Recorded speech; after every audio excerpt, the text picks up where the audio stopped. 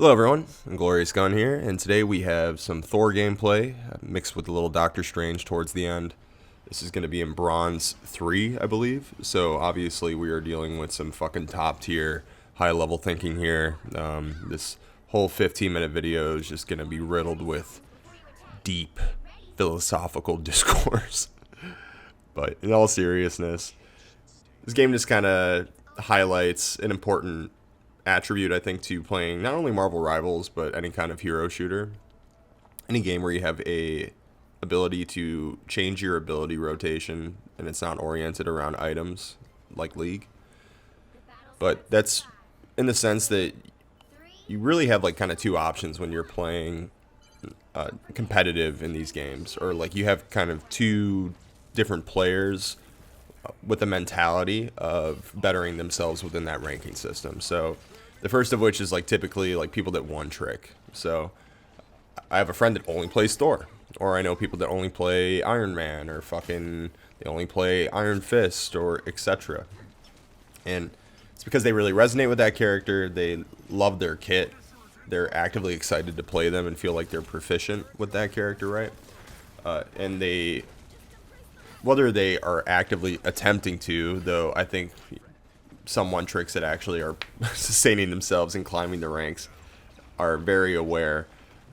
They are constantly looking at the matchup between their respective hero and the enemy team, and where they can position themselves, apply things like movement and game sense with their core kit to still operate effectively, even though the composition and what's happening and your teammates might vary a bit, right? So for playing Thor, the overt objective with Thor, in my eyes, outside of singling out healers, right, like slowly deconstructing the team by breaking down their fundamentals of sustainability, which is their health pool, and then as soon as that's gone, every bit of incremental damage, unless they have some kind of self-heal mechanic, is all leading towards the same effect, and ideally a wipe or a capture point. But with Thor, outside of, just dealing a fuckload of DPS and holding things down, using his charge movement, you kind of want to play him in the same way that you do Wolverine, strangely enough, where you can kind of isolate specific characters with that, lead into your damage rotation. So doing, swings with Thor Force and then throwing Mjolnir, or you can even like pop your shield to get Thor Force back for that specific kind of interaction. Obviously, more people you have around you, if you're like in an AoE setting, the more beneficial that's going to be to you, right? But that's like your core conceit. And I feel like in this first round, we sort of have like a decent momentum for the most part. But I definitely feel like my efficacy in a lot of the positions we're in is like very inconsequential and haphazard. And in truth, you're going to see this Iron Man we have in our team just fucking launching maximum pulses like every 5 minutes, getting insane feeds. Really kind of did carry the team to some aspect. We all were playing pretty well. There was a lot of cohesion. But the enemy team, all things considered, actually fucking rallied a bit in regards to preventing us to cap out on that 3 points we needed. And it's kind of frustrating. Like, we are like, spoilers for the minutes ahead, but just like a gnat's fucking dick away from getting that final capture before we roll into defense. And for whatever reason, we just can't fucking get it together and ultimately don't hit that secure point. But look at that fucking, that ult. That was insane. That was a full team wipe on a maximum pulse. I would be bricked up like a motherfucker after that, but that's just who this Iron Man player is. So I definitely lucked out in that regard. And if you're going to be playing solo queue in this environment as well, it is really going to be a coin toss. And I know I kind of got off tangent with the one trick aspect of it, but to kind of coalesce and circle back to that, if you are going to only play one hero like Thor, understanding your respective 1v1 matchup, I think, with every champion, and maybe some more situations of like, what is my general objective, right? To benefit my team, to allow them to utilize their assets or get kills or position themselves in a better way via my input, and that's not always going to be enough, right? Like Sajam had a really good video talking about this with his ranked experience, where you could be doing everything you want proficiently on your side. Like say you're playing Vanguard or you're playing Duelist, and you're picking off healers, you're doing like fucking tank busting shit, you know, you're kicking ass and taking names and chewing bubblegum, and your team is just like fucking shitting the bed still. So there's really, you know, despite your best efforts, you are Sisyphus pushing that fucking boulder up the hill, and it's just not consequential enough to really have any kind of impact, and it's frustrating. And then you lose, and then you lose MR, and this kind of shit's like demoralizing. It makes you petty, it makes you angry. This is when you start typing like the most fucking egregious shit in chat, and to the point where you're like, oh, my mental health is affected, or I gotta turn this shit off. Like the tilt sphere of it is insane.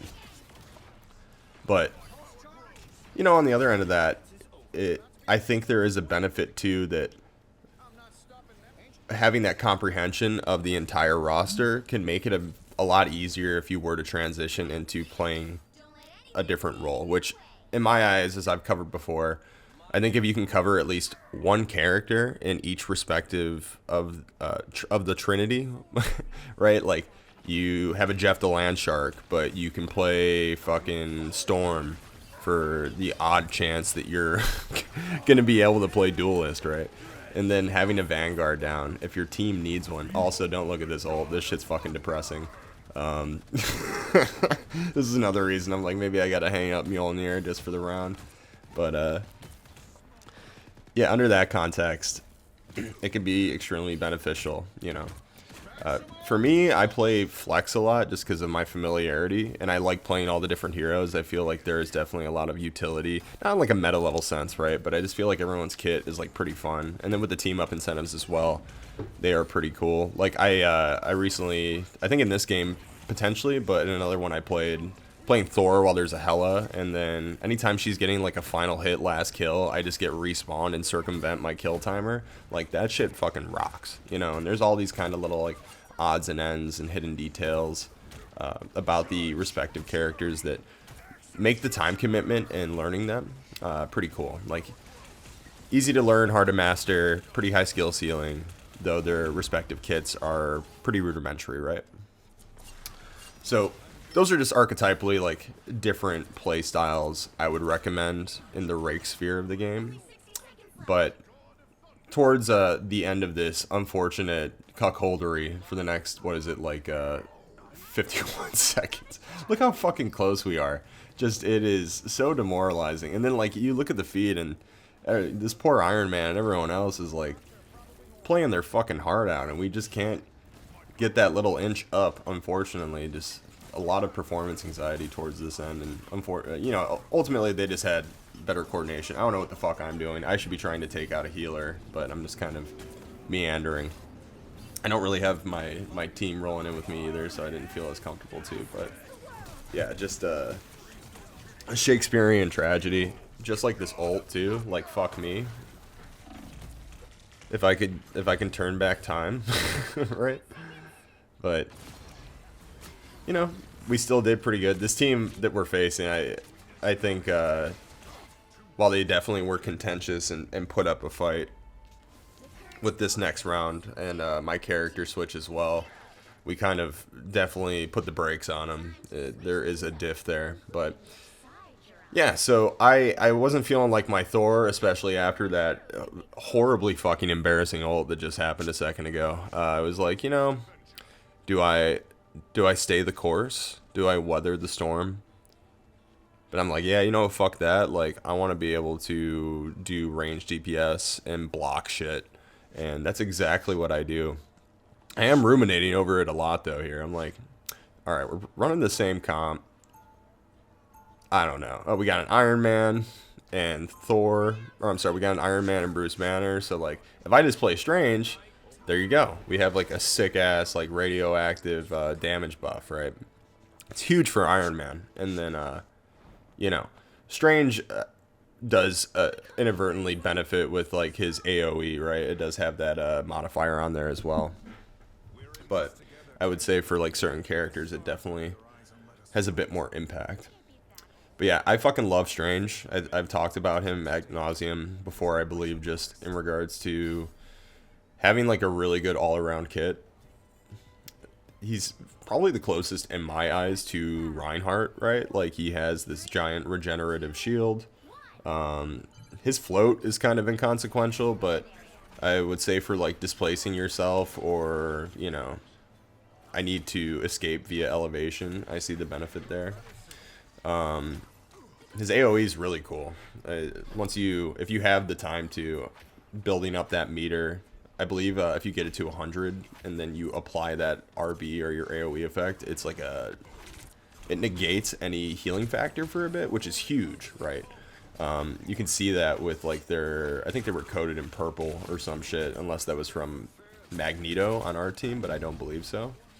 And yeah, the benefit of that is insane, but in reality, you typically might have your attack meter up at like 34 or 40, and if they're within like 1/4 of their health range, I typically pop it regardless, because that's more or less going to be enough to secure the kill, instead of pocketing it to get like that larger health negating effect. Like, you don't really need it if it's already going to put them in the grave, right? So, pardon me, my neighbors are coming down the stairs, loud as fuck. But that's just because we live in a wooded environment. So I'm no different, you know. We are all the same. But yeah, this shit rocks. I think the cooldown on the portal is pretty fair, like 170 seconds. It definitely has like a lot of utility, but in most cases, I feel like this is where you're going to be seeing it used the most, right? Like either getting yourself, or ideally, if you wiped your team back to the forefront. You know, I do remember like the insane plays, I think in the first week or the second week of this shit, where people were strange portaling at the front of spawn points and then exit pointing like off the side of the fucking map. Diabolical shit. They did fix that, I believe, but you know, fucking thumbs up that kind of player ingenuity and abuse that we developed just within hours, you know, and sharing that on Twitter or X or fucking whatever have you. It's funny that the reaction to it was so immediate. But thankfully you can still kind of do that in effect with Jeff. Jeff's ult is cathartic, right? When you spit people off the side of the map. I live for that shit.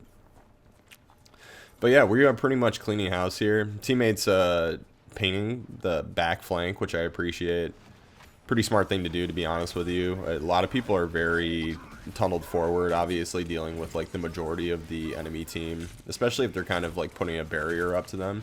Oh, I try to pull this fat Agamotto right here. Ooh. And admittedly, it was okay. I didn't really do shit, just because Luna was fucking breaking it down. But it did provide enough time for my team to create more sustainability, I suppose, and get back up to the front line. Oh, but look at that fat fucking AoE. My healer was also on point here. Just a complete fucking gauntlet of damage mitigation and attrition. But I think we held out long enough for everyone else to kind of jump in. I think Iron Man actually hits another fat fucking feed here, if I'm not mistaken. It looks like Frank got 2 kills there, and then I think there's a maximum pulse, right? I could be tripping. But yeah, way better round.